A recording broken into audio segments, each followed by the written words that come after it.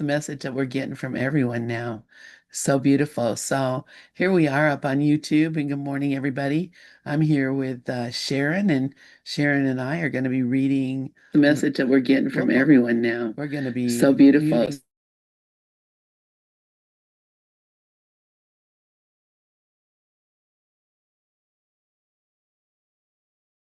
Sorry about that. I always forget to mute YouTube, so YouTube comes up and just starts repeating everything I just said. When that first happened, I didn't even know what was going on. I'm like, why? Well, why?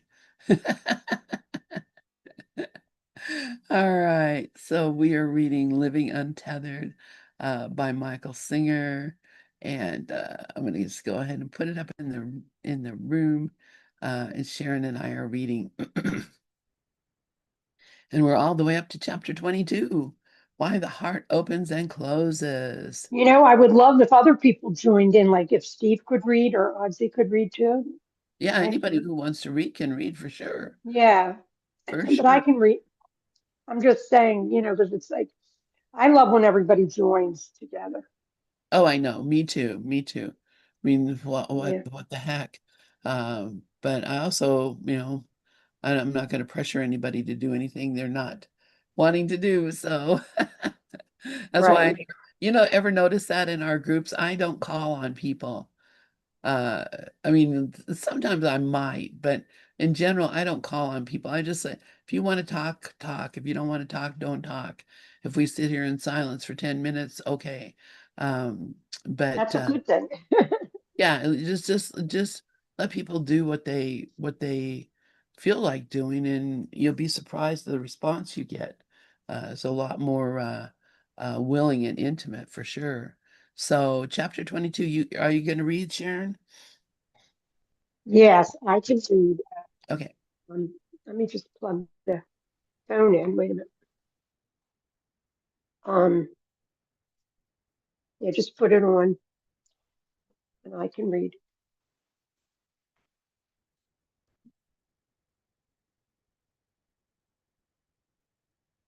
Okay.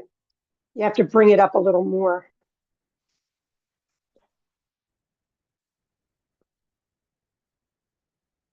Okay, I'll just bring it up gradually. I'll do it with you in a minute. Okay. When the heart opens and closes. If you want to know your heart, first and foremost, understand that you are not your heart. You are the experiencing of your heart. You are the consciousness that is aware when emotions are taking place. When love shoots up inside of you and you say you're in love, wait a minute. What you really mean is that you feel love coming up from your heart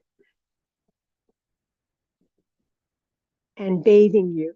You're floating in the ocean of love, but you're not the love you feel. You are the experiencer of the love you feel. Note that so far we haven't considered the role of another person in this love experience. This is because what is actually happening when you begin to feel love is your heart is opening and emanating a beautiful flow of energy. This should drive you to say, I love love, but instead you say, I love you. That is your first clue into the role of another person in your experience of love. As long as the other person's presence helps your heart open, you feel love for them. If their presence stops opening your heart, you start looking elsewhere. This is why the human relationships are so difficult. We project the source of love outside instead of realizing it is always inside. The actual flow of love has to do with you and your heart. It has nothing to do with anybody else. It is an energy flow coming through your heart that you experience inside. Undoubtedly, certain people or circumstances can cause your heart to open or close. But the action of opening and closing is something your heart is doing, not the other person. By the time we're done with this discussion, you will understand why this happens. For now, let's look at what happens if we don't understand that love is totally inner experience and we project that experience onto someone else. The moment we project the source of love outside ourselves, everything becomes personal. Let's just look at that, you know? As soon as I think, oh, I just love you, Lynn, right away I'm taking away the whole idea that there's only thing that's here is love. There is nothing else that's here. Love is the fusion. It's a love soup here. The awareness is all love. So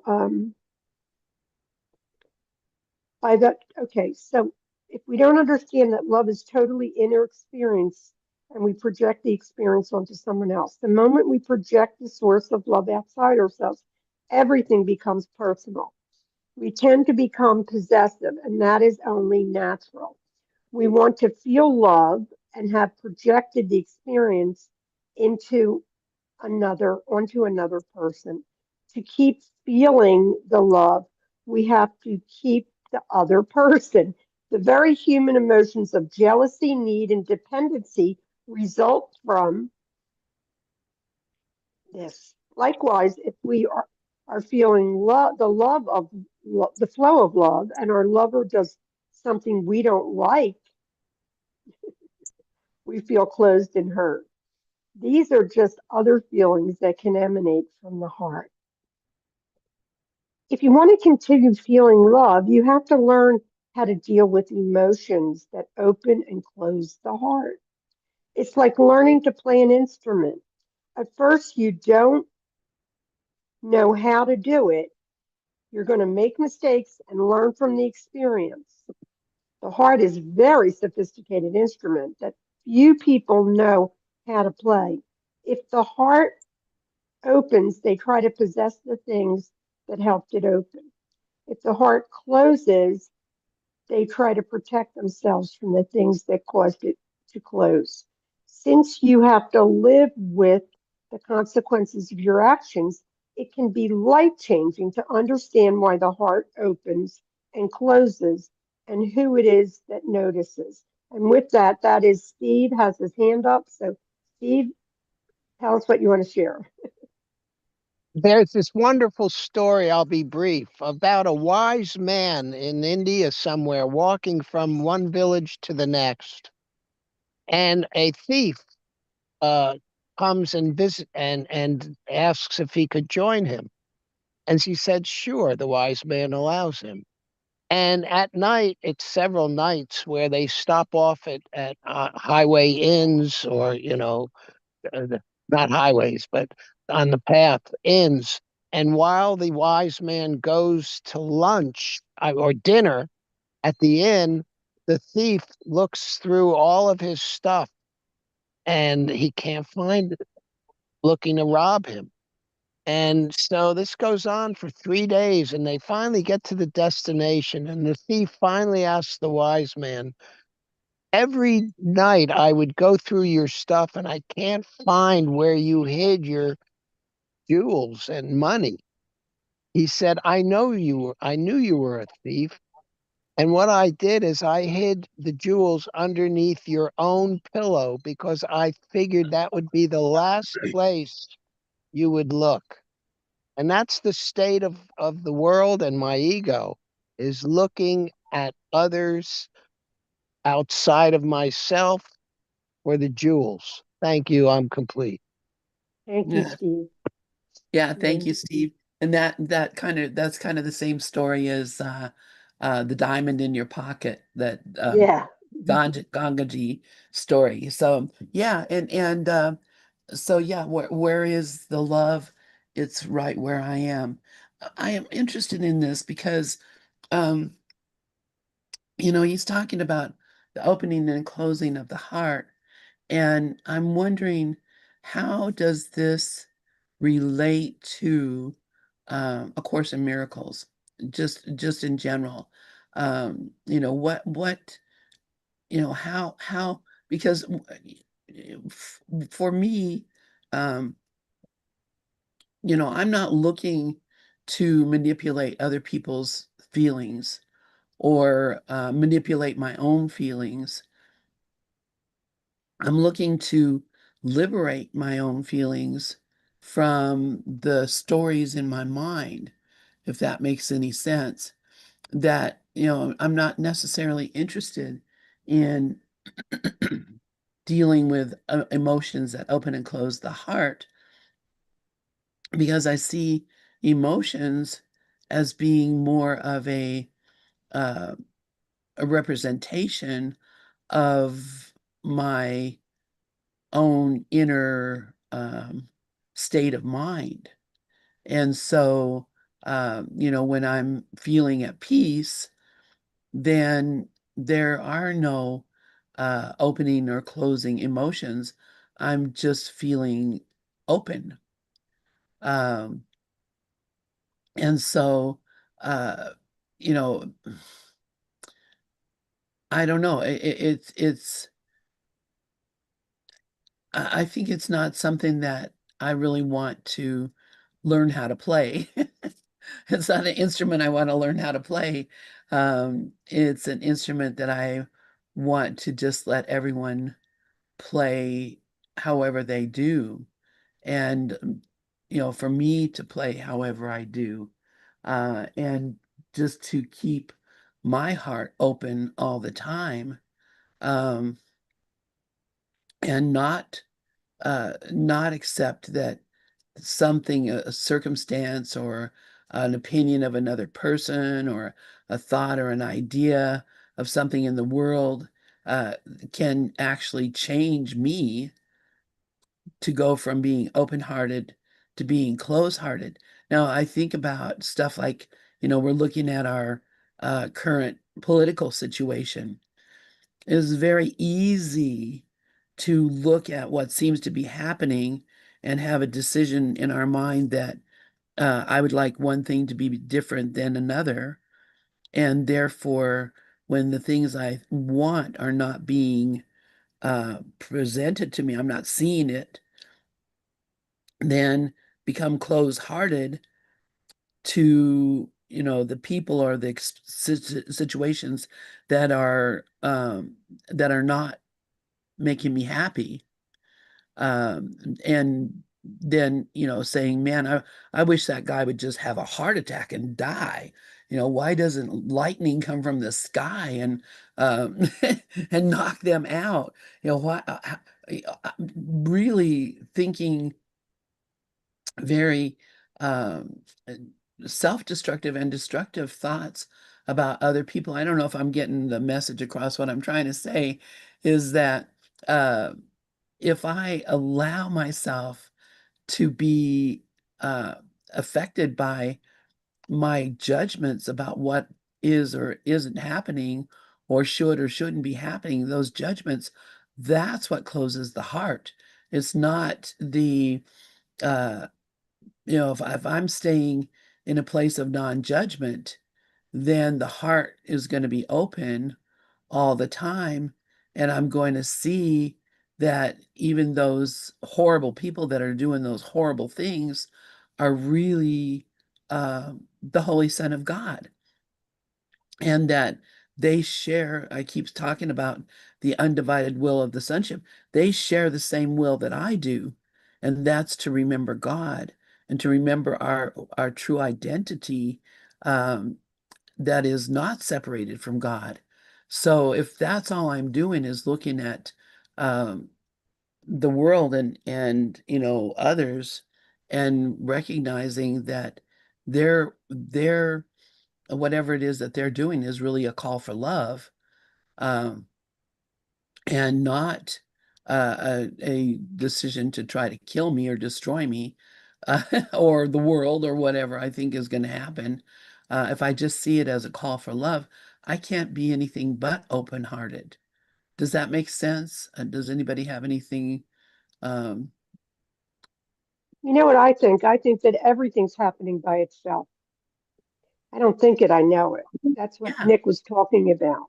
Life is living through us.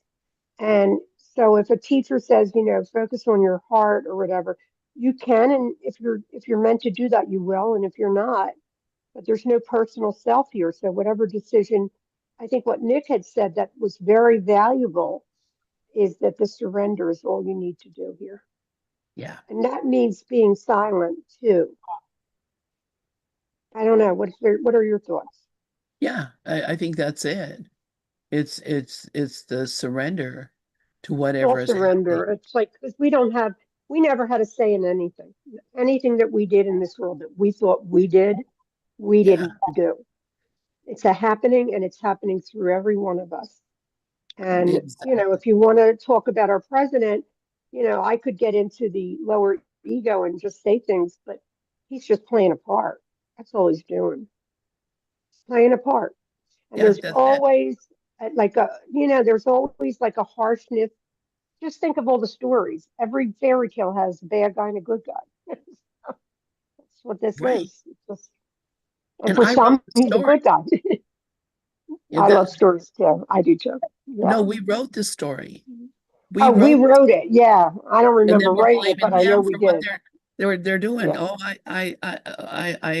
I made you do this by my thought about the story, but I'm going to blame you for it, and I'm going to condemn you because of it. And it just it's a lose-lose situation. It's a lose-lose. Yeah.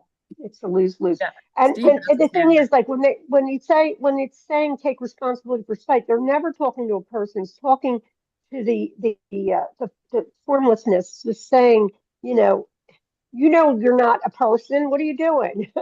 You're responsible because you put it here. The eye is the one eye. It's not the separate anything. It's just the one exactly. eye that's done it all. So Steve had his hand up. Go Oh, he ahead, did. I Steve. Oh, didn't I see just it. don't I'm want sorry. to take too much time because I love hearing what Mickey, you reading it. But in my life, I've been all over the world. I've seen shooting star storms on my lake and sunsets like you wouldn't believe. I've been to the world's greatest temples and the churches, and I have had experiences, romantic love, like I was just swept away. And not one of those feelings ever happened outside of the loving heart of me, which was just, as Mickey's saying, an open heart. And that's where I have the ability to, the greatest vacation is to vacate that. The Garden of Eden was fine until we made that choice of other. Thank you. I'm complete. Yes, that's great. That's great. Yeah. Oh, Yeah, that, Rocky's here too. yeah, Yeah, it's like when we pretend that there's another, we really are just hallucinating, seeing ourselves. It's so amazing to me how we forgot all this.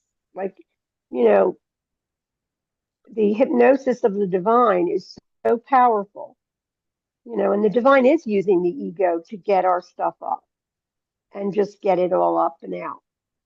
So, you want me to Well, go on here? the other thing is, I think it's a mistake that some Course in Miracles people make is that there's no outside out there. That's not true. There's the Jupiter and the sun and stars, Oh but yeah, yeah, what I do with it is up to me. right, Thank you. yeah. I mean, yeah, and there's an outside, but that's not where anything's really happening. Like, we're programmed to believe to go outside and say he just did that. But that's us doing whatever we're doing inside, and that's us believing that we're separate from source. right. And yes, there is nothing outside of me because there's Oh, nothing outside yeah, of the mind. that's So right. the world is not outside of me. It's inside of me. Yeah, The that's right too. Jupiter Yeah. Jupiter is inside of me. Yes. There's Yes, there nothing is that's no not outside. included. You know what? Actually, let's look at that. There is no outside because it's all in the mind. And the Yeah, mind that looks outside is inside. that's right. All our projections are inside. Yeah, I'll go. Should I yeah. go on read? Rafi's got his hand up, and then maybe Ozzy Okay. would like to read. Okay. I'll Oh, go I to would the love her to next. read. That would be so good. Thanks. I'll go to the next page, and but we'll ask Rafi to go ahead and speak.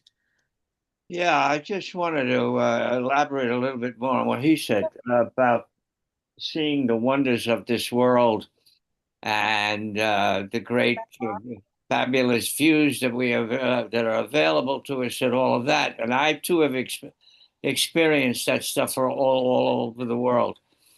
But what that showed me, it was a hint to the vastness that I really am.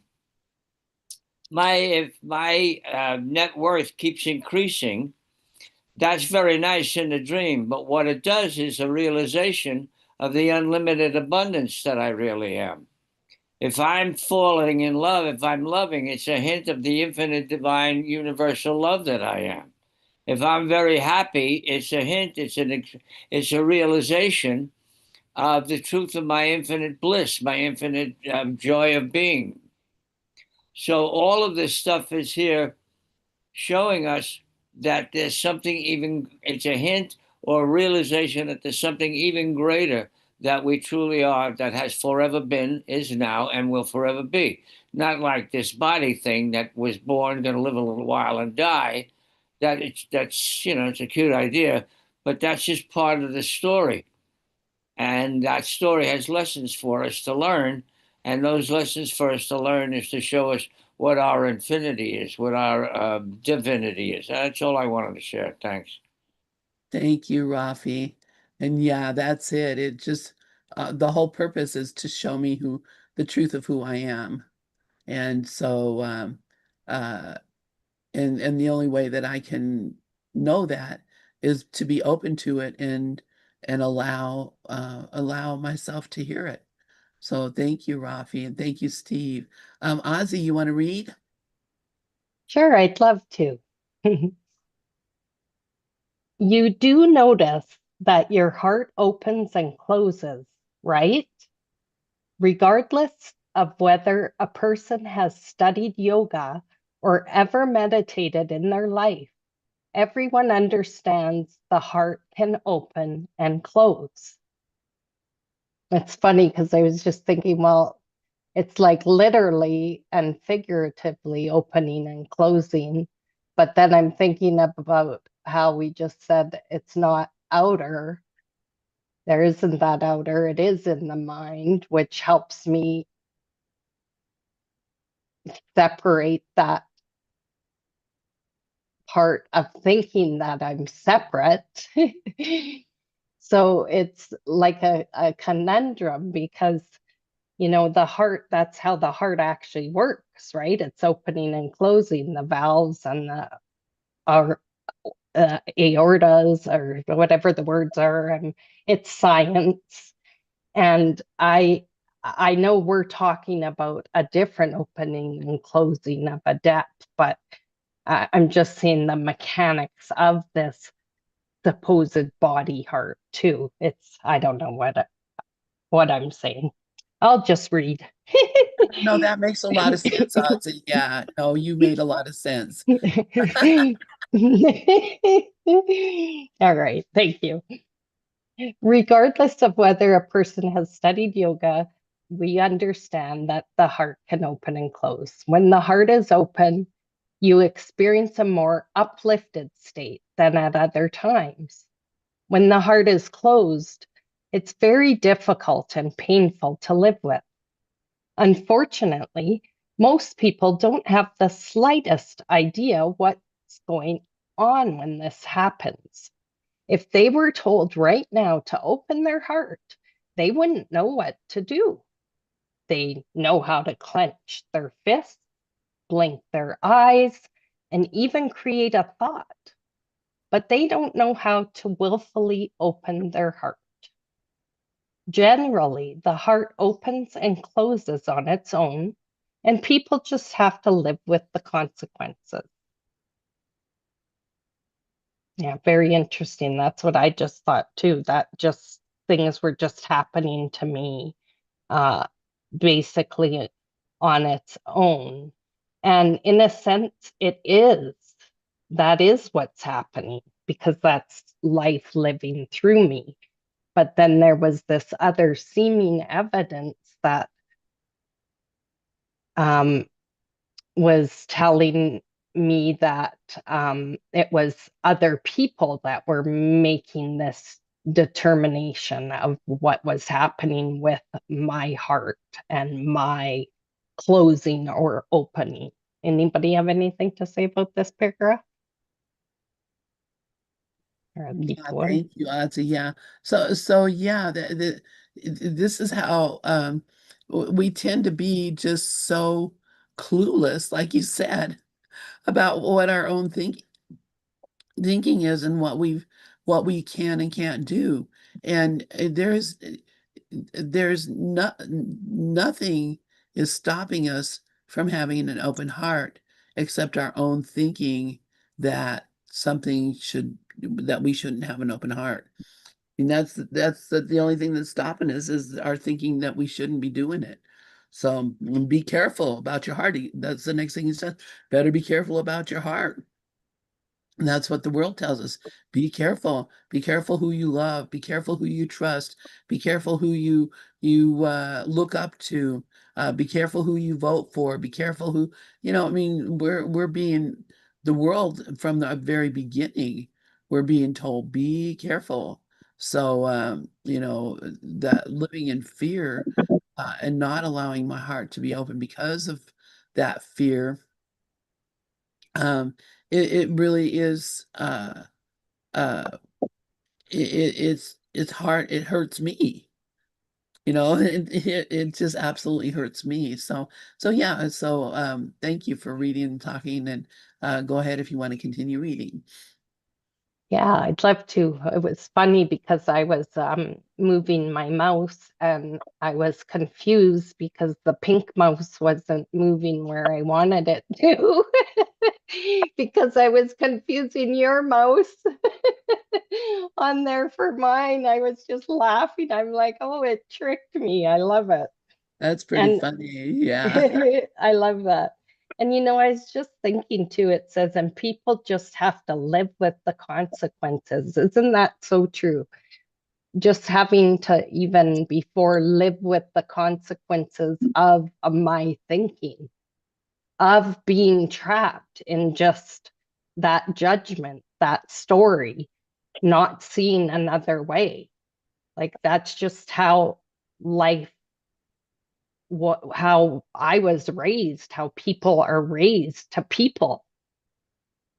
Yeah. All right. Better be careful about your heart, like you just said, Lynn. Better be careful. You can get so involved in the initial rush of energy when it opens that you get carried away.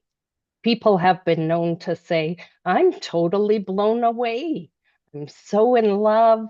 I don't care where I live. I'll live outside in a tent as long as I'm with them. Let's see how long that lasts. When the heart closes, it becomes, I don't ever want to see them again. I don't care what they say. I don't even want to talk to them. I can't believe they did that. If you get lost listening to the closed heart express itself, you might not want to see where you end up. Your heart is a thing, like an appliance. It's an appliance that emanates vibrations of energies. Like an appliance, it needs a healthy power source. When the heart is closed, you don't feel positive energies or a constructive purpose. It can get pretty hard and uncomfortable in there. Sometimes it feels like a rock inside your chest. You definitely don't want that. So, in an attempt to avoid the experience, your mind starts making up stories of what to do. I'm going to leave them. They'll be so sorry. God, I know. I remember thinking stuff like that.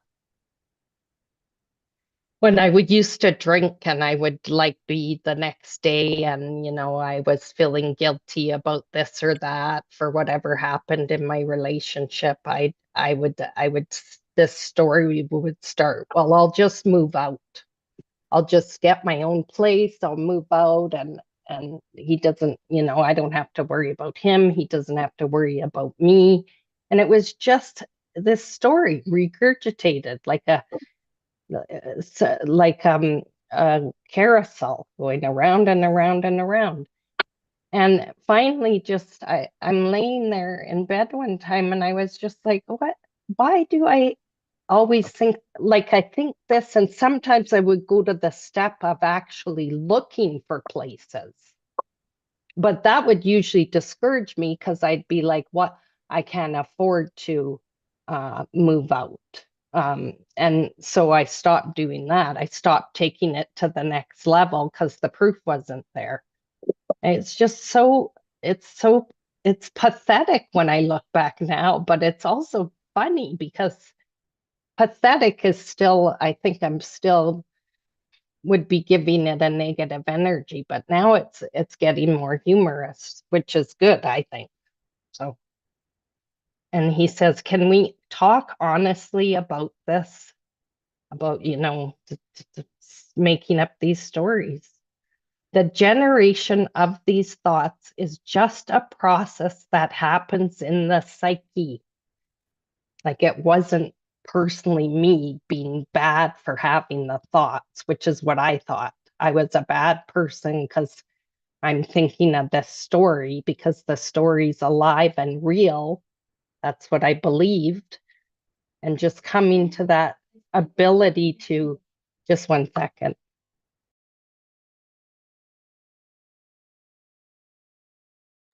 I had to shut off my Google person, but she's not stopping.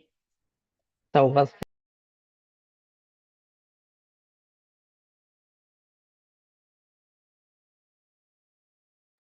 Sorry, guys. I have a thing that goes off to remind me about stuff, so it was started to talk. And yeah, this whole thing about how it's just a process that happens in the psyche. I mean, I guess I had to learn it as I did, but I just still feel that it would be so much better for the world, which what is the world, if we could just teach ourselves this earlier about the generation of these thoughts is just a process that happens in the psyche. When the heart closes, the energy flow is not strong, and this results in negative thoughts. It takes energy to raise things, and that includes the level of your thoughts. When the heart is closed for a period of time, people even can go into deep depression. That doesn't happen when the heart is open. Note that whatever state the heart is in, it feels like it's going to stay that way. Yet, you've seen at different points of your life that the heart does change if given a chance. People get so lost in the experience of the blocked heart that they ruin their lives over it. What the mind says when the heart is closed is not you. It's just the mind expressing the state of the closed heart. You are the one who notices. What if your heart is in an excited, open state? You're just as dangerous because you think it's not going to change. Generally, something is going to happen that curbs the enthusiasm pouring through your heart. If there is a reason that the heart opened, then there is a reason it can close. The world keeps changing, your mind keeps changing, everything keeps changing. Therefore, if you can point to a reason why your heart is open, be careful, it will change.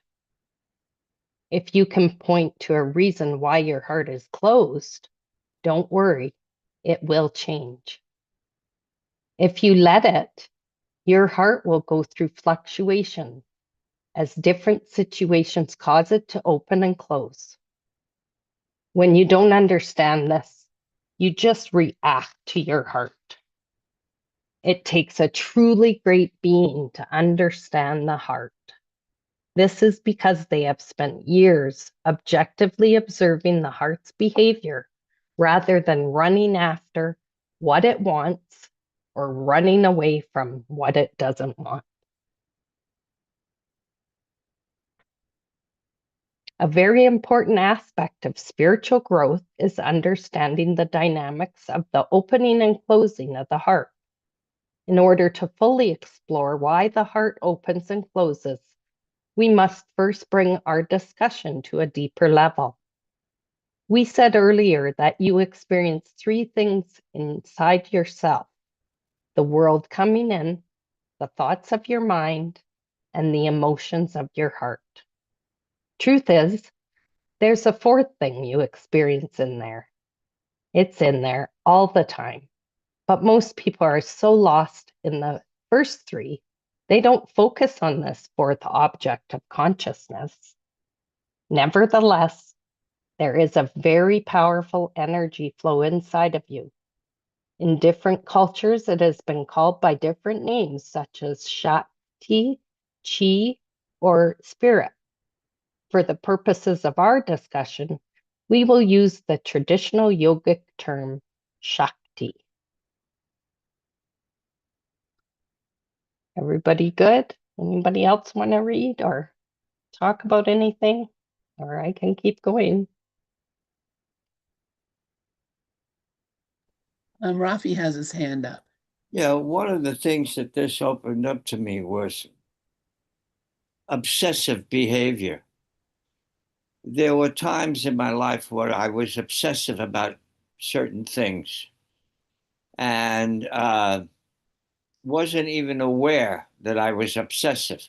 I was just caught up in it and was doing it and doing it and doing it all the time.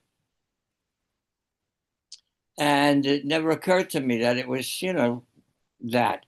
And then I met the woman of my dreams and we got together, and all of a sudden that obsessiveness shifted and it became recreational stuff that we shared. And eventually that obsessiveness shifted to and well, actually what it did was it sort of just disappeared. And what was it was our shared peace and the love and the joy and the laughter and the other things that we shared. And so I understand this nature of it, that it changes and it changes and it changes and it changes. But what it showed me was that it was changing and leading me to something better and something more metaphysically assuring. And so it was part of the path, so to speak, that got me to a point where eventually I got into found the Sedona method and release technique and you guys and all the other things, Ho'oponopono and what have you. And that's not an obsession. That's the one powerful reason. And so I just noticed this path of how the shifts happen, the changes, the changes, the changes, the changes, the changes. But the changes were all leading to me right to where I am now. So I just wanted to share that. Thanks. Yeah, thank you. Thank you, Rafi. And yeah, I mean that's what happens as we uh become more observant of our own self and less believing in the story that we told ourselves about ourselves. Which is, I mean, honestly, when you start seeing how absurd that is, you just have to let it go. You can't continue um following a path where you're just continuously running after something that is going to change as soon as you get it. I mean, nothing that's the beauty of it all, is that nothing is the same. Everything must change. There's a beautiful song that is that. And that you learn that you can only count on one thing, and that's your own mind, your own spiritual, mental intellectual maturity, your own ability um, to experience without fear. So I see Steve has his hand up. Yeah, please go ahead, Steve. I think to be obsessed with the divine is what I subscribe to. That's the one obsession that I say that works. And it's mirrored in the statement, love the Lord thy God with all thy heart, soul, and mind. So to be obsessed with the divine is to actually be at that well where I will never thirst. Thank you. I'm complete. Yeah, thank you, Steve. Yeah, and it's what to be obsessed with what's real. Even though we may not be experiencing the knowing what exactly the divine is, and it may be just a concept or a thought in our mind, a story that we've told ourselves or that other people's told us, but it's knowing that there's something beyond my experience that is true. And so, yeah, to be obsessed with Oh, that. not to be obsessed with the idea of God, to be obsessed with the feeling and connection with God. Thank you. Yeah, thank you. Yeah, and that's, of course, that is a very important uh, differentiation. But, I think from my experience, I had to have the idea of God before I actually became obsessed with God. But I learned that idea from a very early age. So I think the minute I heard it, I was obsessed. So, uh, yeah, so thank you, Steve. Anybody else have anything to share? We have about 5 minutes left. Um, so I'll read a little bit. Um, once you quiet down enough, you will realize this energy is constantly flowing inside of you. You sometimes even make reference to it when your energy level suddenly changes. You say things like, when she told me she loved me, I got so filled with energy, I was floating on a cloud. I could feel it rushing through me for days. That's a dangerous sign right there. In other situations, you say, when she told me it was over, I hardly had the energy to drive home. It left me so drained, I couldn't go to work for a week. These statements are referring to the surface level of the energy we're discussing. There is a much deeper core flow that you will experience as you transcend your personal self. It is this deeper energy flow that, let's see, I dropped my place, passing through an open heart that you experience as the sensation of love. Because the energy can only go as high as you let it, this beautiful love experience does not happen that often for most people. Nonetheless, there is always some energy flowing through your heart, creating your normal emotional state. And I just, yeah, what happens is, of course, that's a fiction. She told me she loved me. And she told me she didn't love me. Oh, those are all fictional stories that we're telling ourselves. So, and it's all this is all conditional. This is not unconditional love. This is all conditional love that's based on, something that's not real or true. Um, and, you can say, oh, yeah, but, my love for my husband is true love. I love it. Well, it can become true love.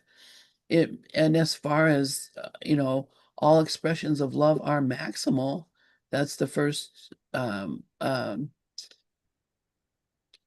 principle of A Course in Miracles, is that all expressions of love are maximal.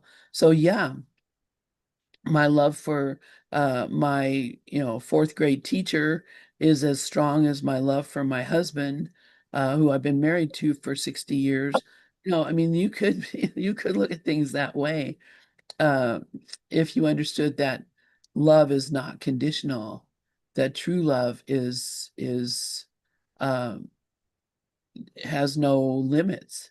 You know, has no holds nothing back. So, you know, if we're living in a realm of conditional love, then we're going to have a lot of ups and downs. We're going to have a lot of fearful thoughts. But you know, when we move out of that realm of condition and into the realm of um, Holy Spirit, love that's true and real, then you know, everything becomes a lot more even, because there are no ups and downs at that point. There's only now. Um, let's see, and who said, oh, okay. Let me look and see what people are posting. Oh, there, Ozzy has put up that song, Everything Must Change. Maybe when I close out the YouTube, I'll play that. Because yeah, in fact, I think I might do that. Because yeah, that's a great song. And I noticed, a lot of times um, Zoma will play that song. And Regis will play that song. Rafi has his hand up. Yeah, go ahead, Rafi. Yeah, in accordance to what you were just saying, in the relationship I had with my wife, whenever we had a conflict, which was rare, uh, we both immediately realized by ourselves and then came together afterwards that, wait a minute, I love this woman unconditionally. What the hell does this is a situation make? Doesn't mean anything. And she must have come to the same conclusion because moments after the conflict, we were back, boom. There was a perfect harmony because that's what unconditional love is. Unconditional love doesn't deal with trivial situations that the ego tries to make into, an opera, and it just cuts right through all of that nonsense. And once again, the unconditional love is what is evident. That's what I'm sharing. Thanks. Thank you, Rafi. Yeah, and that's it. It is that unconditional love that is the